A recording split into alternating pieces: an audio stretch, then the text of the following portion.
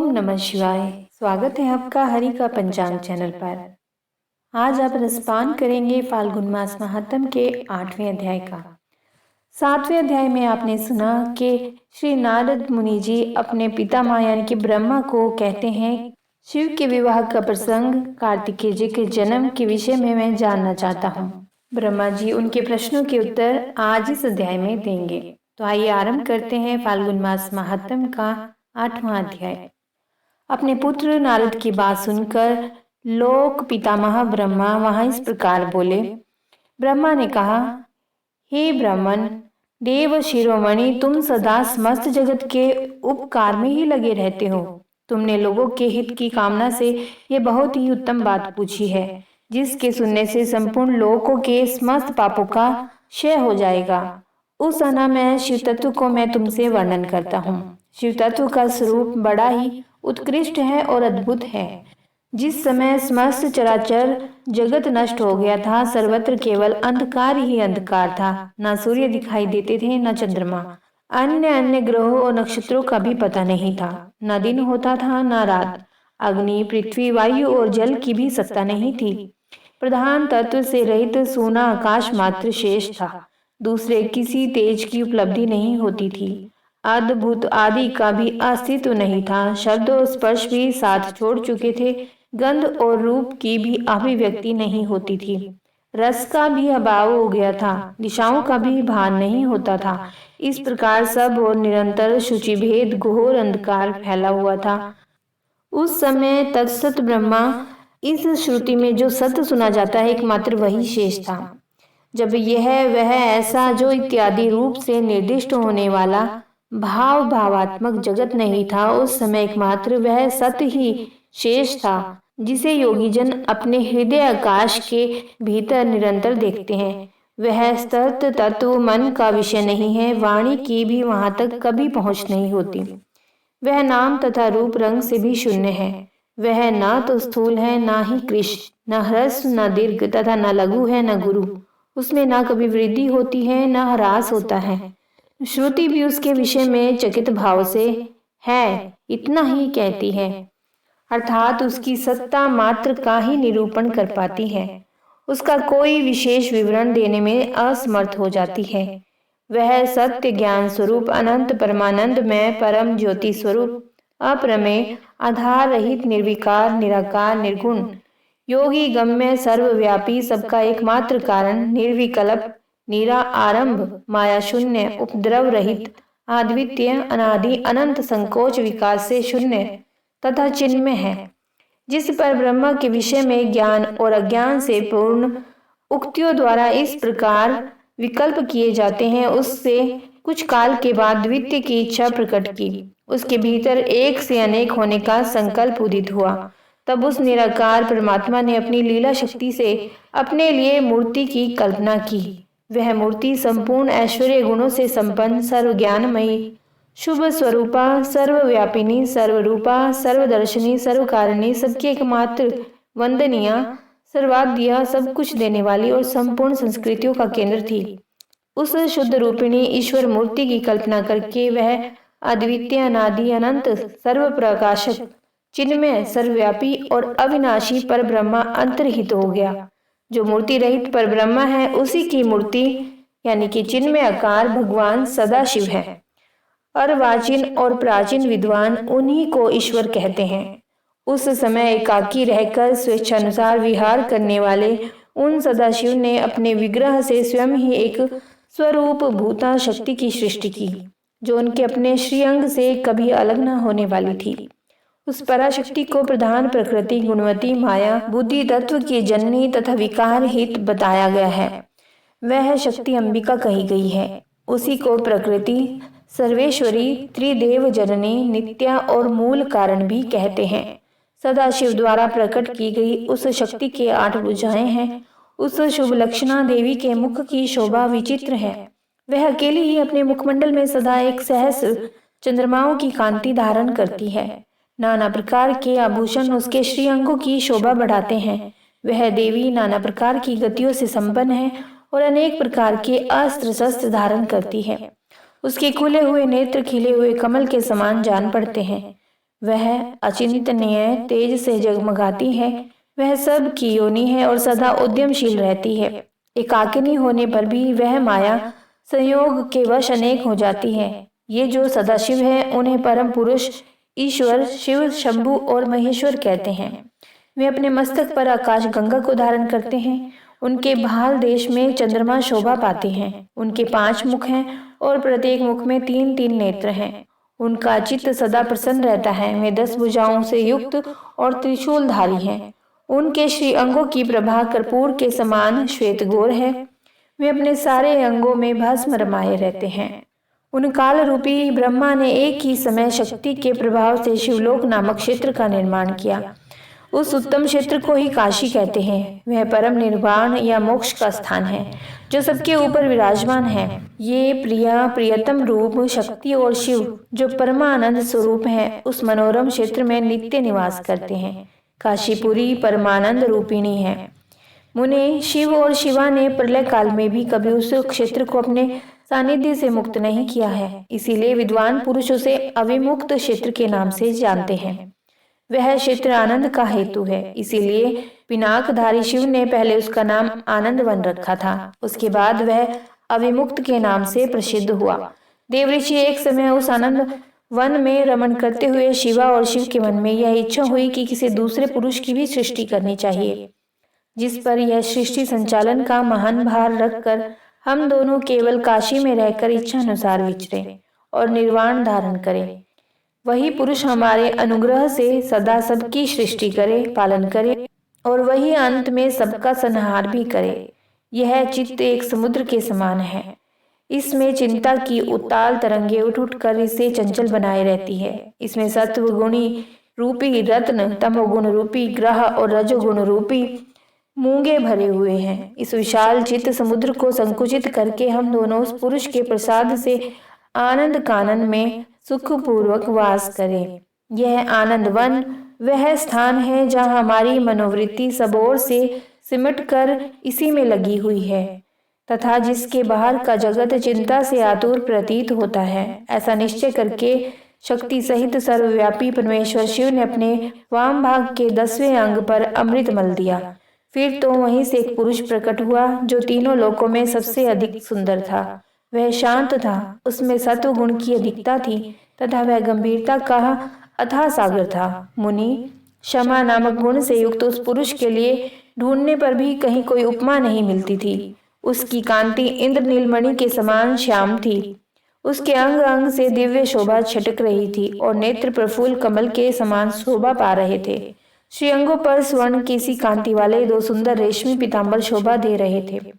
किसी से भी पराजित न होने वाला वह वीर पुरुष अपने प्रचंड भुज दंडों से सुशोभित हो रहा था। इसके बाद उस पुरुष ने परमेश्वर शिव को प्रणाम करके कहा, स्वामी मेरे नाम निश्चित कीजिए और काम बताइए। उस पुरुष की यह बात सुनकर महेश्वर भगवान शंकर हंसते हुए मेघ के समान गंभीर वाणी में उससे बोले। शिव ने कहा, हे वत्स, व्यापक होने के कारण तुम्हारा विष्णु नाम विख्यात हुआ। इसके सिवा और भी बहुत से नाम होंगे जो भक्तों को सुख देने वाले होंगे।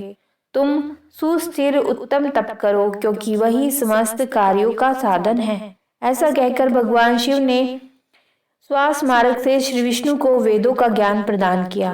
तदनंतर अपनी महिमा कभी च्युत न होने वाले श्री हरि भगवान शिव को प्रणाम करके बड़ी भारी तपस्या करने लगे और शक्ति सहित परमेश्वर शिव भी पार्षद गणों के साथ वहां से अदृश्य हो गए।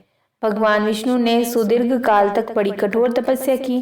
तपस्या के परिश्रम से युक्त भगवान विष्णु के अंगों से नाना प्रकार की जल धाराएं निकलने लगी। यह सब भगवान शिव की माया से ही संभव हुआ। महामुनि, उस जल से सारा सूना आकाश व्याप्त हो गया। वह ब्रह्म रूप जल अपने स्पर्श मात्र से सब पापों का नाश करने वाला सिद्ध हुआ। उस समय थके हुए परम पुरुष विष्णु ने स्वयं उस जल में शमन किया। वे दीर्घ काल तक बड़ी प्रसन्नता के साथ उसमें रहे। नार अथवा जल में शयन करने के कारण ही उनका नारायण यह श्रुति सम्मत नाम प्रसिद्ध हुआ।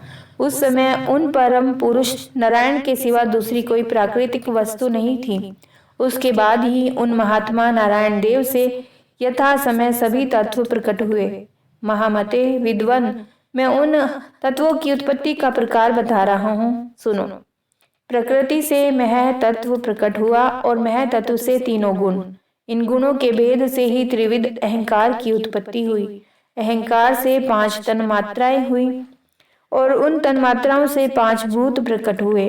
उसी समय ज्ञानेंद्रियों और कर्मेंद्रियों का भी प्रादुर्भाव हुआ। मुनि श्रेष्ठ, इस प्रकार मैंने तुम्हें तत्वों की संख्या बताई। इनमें से पुरुष को छोड़कर 6 सारे तत्व प्रकृति से प्रकट हुए हैं, इसीलिए सबके सब जड़ हैं। तत्वों की संख्या 24 है।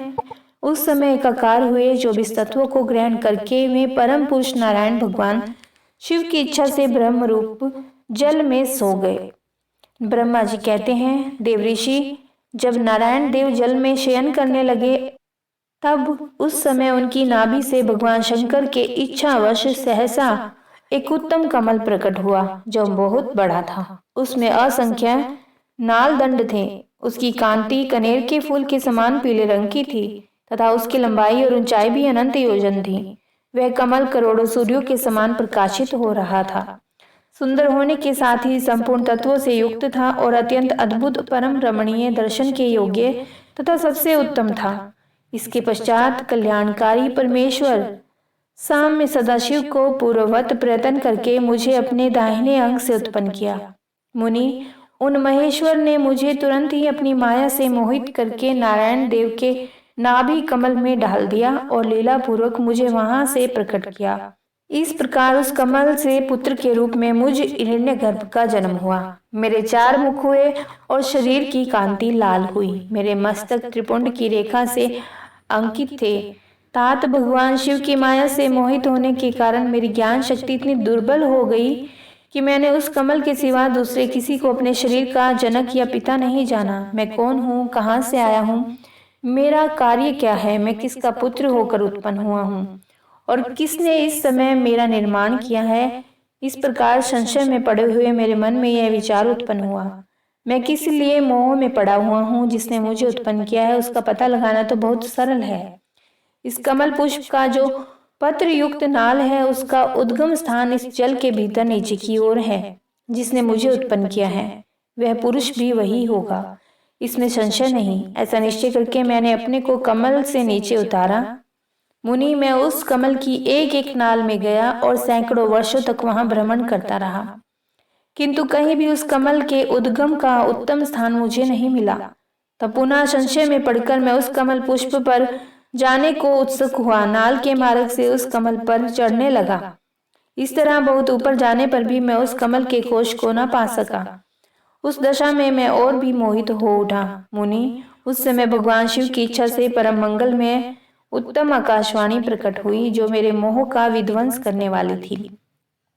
उस वाणी ने कहा, तप करो। उस आकाशवाणी को सुनकर मैंने अपने जन्मदाता पिता का दर्शन करने के लिए उस समय पुनः प्रयत्न पूर्वक 12 वर्षों तक घोर तपस्या की। तब मुझ पर अनुग्रह करने के लिए ही 4 भुजाओं और सुंदर नेत्रों से सुशोभित भगवान विष्णु वहां सहसा प्रकट हो गए। उन परम पुरुष ने अपने हाथों में शंख, चक्र, गदा और पद्म धारण कर रखे थे। उनके सारे अंग सजल जलधर के समान श्याम कांति से सुशोभित थे। उन परम प्रभु ने सुंदर पीताम्बर पहन रखा था। उनके मस्तक आदि अंगों में मुकुट आदि महामूल्यवान आभूषण शोभा पाते थे। उनका मुख अरविंद प्रसन्नता से खिला हुआ था। मैं उनकी छवि पर मोहित हो रहा था। वे मुझे करोड़ों कामदेवों के समान मनोहर दिखाई दिए। उनका वह अत्यंत सुंदर रूप देखकर मुझे बड़ा आश्चर्य हुआ। वे सांवली और सुनहरी आभा से उद्भासित हो रहे थे। उस समय उन सदसत्व रूप सर्वात्मा 4 भुजा धारण करने वाले महाभाव नारायण देव को वहां उस रूप में अपने साथ देखकर मुझे बड़ा हर्ष हुआ। तदनंतर उन नारायण देव के साथ मेरी बातचीत आरंभ हुई। भगवान शिव की लीला से वहां हम दोनों में कुछ विवाद छिड़ गया। इसी समय हम लोगों के बीच में एक महान अग्नि स्तंभ यानी कि ज्योतिर्मय लिंग प्रकट हुआ। मैंने और विष्णु ने क्रमशः ऊपर और नीचे जाकर उसके आदि अंत का पता लगाने के लिए बड़ा प्रयत्न किया, परंतु हमें कहीं भी उसका और छोर नहीं मिला। मैं थक कर ऊपर से नीचे लौट आया और भगवान विष्णु भी उसी तरह नीचे से ऊपर आकर मुझसे मिले। हम दोनों शिव की माया से मोहित थे। श्री हरि ने मेरे साथ आगे पीछे और अगल बगल से परमेश्वर शिव को प्रणाम किया।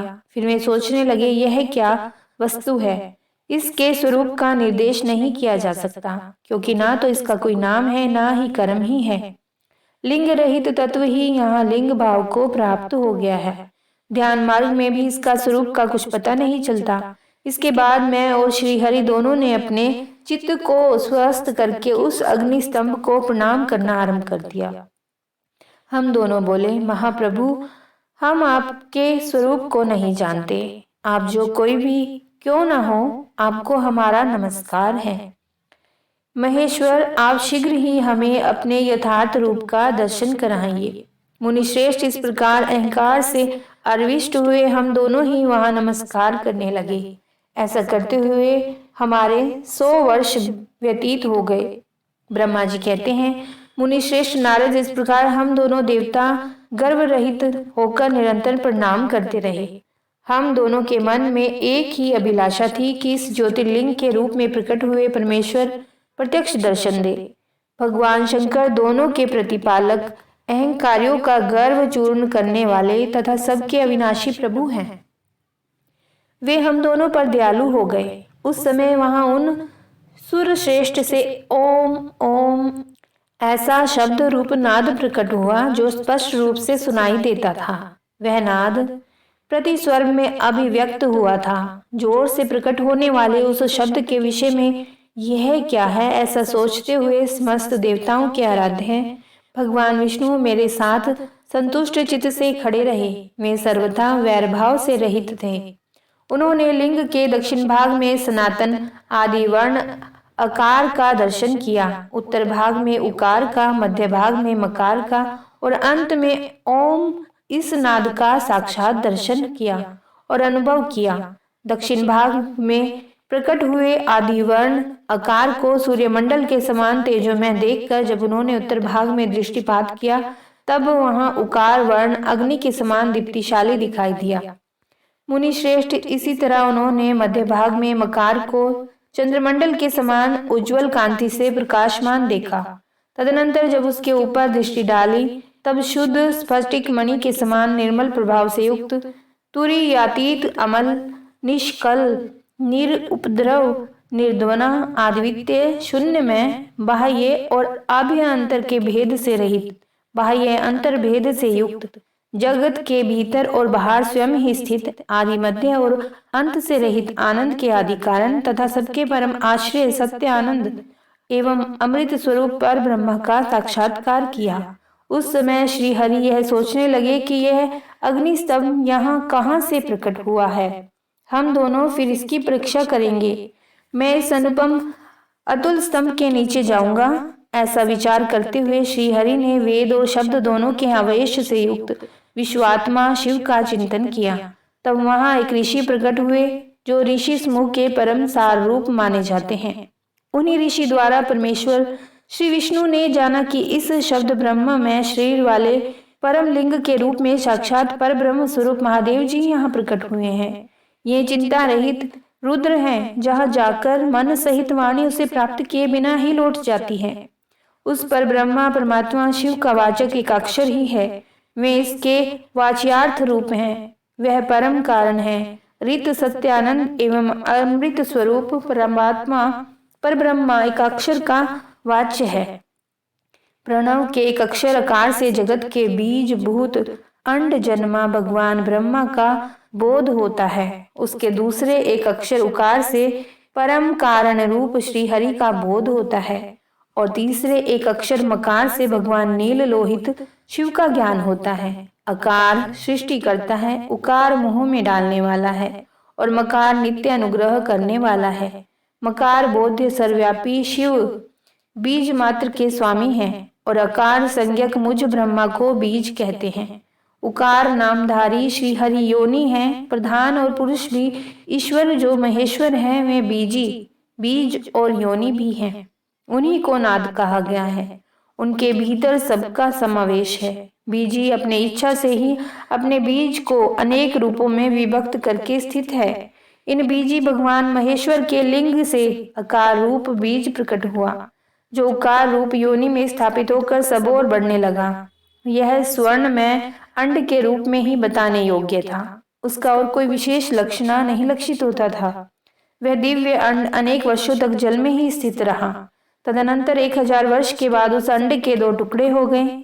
जल में स्थित हुआ वह अंड अजन्मा ब्रह्मा जी की उत्पत्ति का स्थान था और साक्षात महेश्वर के आघात से ही फूटकर 2 भागों में बंट गया था। उस अवस्था में उसका ऊपर स्थित हुआ स्वर्ण में कपाल बड़ी शोभा पाने लगा। वहीं भूलोक के रूप में प्रकट हुआ तथा जो उसका दूसरा नीचे वाला कपाल था वही यह 5 लक्षणों से युक्त पृथ्वी है। उस अंड से चतुर्मुख ब्रह्मा उत्पन्न हुए, जिनकी क संज्ञा है। वे समस्त लोकों के ब्रह्मा हैं, सृष्टा हैं। इस प्रकार वे भगवान महेश्वर ही अ, उ और म इन त्रिविध रूपों में वर्णित हुए हैं। इसी अभिप्राय से उन ज्योतिर्लिंग स्वरूप सदाशिव ने ओम ओम ऐसा कहा। यह बात यजुर्वेद के श्रेष्ठ मंत्र कहते हैं। यजुर्वेद के श्रेष्ठ मंत्रों का यह कथन सुनकर ऋचाओं और साम मंत्रों ने भी हमसे आदरपूर्वक कहा, हे हरे, हे ब्रह्मा, यह बात ऐसी ही है। इस तरह देवेश्वर शिव को जानकर श्रीहरि ने शक्ति संभूत मंत्रों द्वारा उत्तम एवं महान अभ्युदय से शोभित होने वाले उन महेश्वर देव का स्तवन किया। इसी बीच में मेरे साथ विश्व पालक भगवान विष्णु ने एक और भी अद्भुत और सुंदर रूप देखा। मुनि वह रूप 5 मुखों और 10 भुजाओं से अलंकृत था। उसकी कांति कर्पूर के समान गौर थी। वह नाना प्रकार की छटाओं से छविमान था और भांति भांति के आभूषणों से विभूषित था। उस परम उदार महापराक्रमी और महापुरुष के लक्षणों से संपन्न अत्यंत उत्कृष्ट रूप का दर्शन करके मैं और श्रीहरि दोनों कृतार्थ हो गए। तत्पश्चात परमेश्वर भगवान महेश प्रसन्न हो अपने दिव्य शब्दमय रूप को प्रकट करके हंसते हुए खड़े हो गए। आकार उनका मस्तक और आकार ललाट है। इकार दाहिना और इकार बायां नेत्र है। उकार को उनका दाहिना और उकार को बायां कान बताया जाता है। रिकार उन परमेश्वर का दायां कपोल है और रिकार बायां। री और ल ये दोनों उनकी नासिका के दोनों छिद्र हैं। एकार उन सर्वव्यापी प्रभु का ऊपरी होठ है और एकार नीचे वाला। ओकार तथा ओकार ये दोनों क्रमशः उनकी ऊपर और नीचे की 2 दंत पंक्तियां हैं। अंग और आह उन देवादिदेव शूलधारी शिव के दोनों तालु हैं। क आदि 5 अक्षर उनके दाहिने 5 हाथ हैं और च आदि 5 अक्षर बाएं 5 हाथ। ट आदि और त आदि 5 अक्षर उनके पैर हैं। पकार पेट है। फकार को दाहिना पार्श्व बताया जाता है और वकार को बायां पार्श्व। भकार को कंधा कहते हैं। मकार उन योगी महादेव शंभु का हृदय है। यह से लेकर स तक 7 अक्षर सर्वव्यापी शिव के शब्द में शरीर की 7 धातुएं हैं। हकार उनकी नाभि है और अक्षार को मेढ्र यानी कि मूत्र इंद्रिय कहा गया है। इस प्रकार निर्गुण और गुण स्वरूप परमात्मा के शब्दमय रूप को भगवती उमा के साथ देखकर मैं और श्रीहरि दोनों कृतार्थ हो गए। इस तरह शब्द ब्रह्म में शरीरधारी महेश्वर शिव का दर्शन पाकर मेरे साथ श्रीहरि ने उन्हें प्रणाम किया और पुनः ऊपर की ओर देखा। उस समय उन्हें 5 कलाओं से युक्त ओंकार जनित मंत्र का साक्षात्कार हुआ। तत्पश्चात महादेव जी का ओम तत्व असि यह महावाक्य दृष्टिगोचर हुआ, जो परम उत्तम मंत्र रूप है तथा शुद्ध स्फटिक के समान निर्मल है। फिर संपूर्ण धर्म और अर्थ का साधक तथा बुद्धि तत्व रूप गायत्री नामक दूसरा महान मंत्र लक्षित हुआ, जिसमें 24 अक्षर हैं तथा जो चारों पुरुषार्थ रूपी फल देने वाला है। तत्पश्चात मृत्युंजय मंत्र, फिर 5 अक्षर मंत्र तथा दक्षिणा मूर्ति संज्ञक चिंतामणि मंत्र का साक्षात्कार हुआ। इस प्रकार 5 मंत्रों की उपलब्धि करके भगवान श्रीहरि उनका जप करने लगे। तदनंतर ऋक, यजु और साम ये जिनके रूप हैं, जो पुरातन पुरुष हैं, जिनका हृदय अघोर अर्थात सौम्य है, जो हृदय को प्रिय लगने वाले सर्वगुह्य सदाशिव हैं, जिनके चरण वाम परम सुंदर हैं, जो महान देवता हैं और महान सर्पराज को आभूषण के रूप में धारण करते हैं, उनके सभी ओर पैर और सभी ओर नेत्र हैं, जो मुझ ब्रह्मा के भी अधिपति, कल्याणकारी तथा सृष्टि पालन और संहार करने वाले हैं। उन वरदायक सांब शिव का मेरे साथ भगवान विष्णु ने प्रिय वचनों द्वारा संतुष्ट चित्त से स्तवन किया।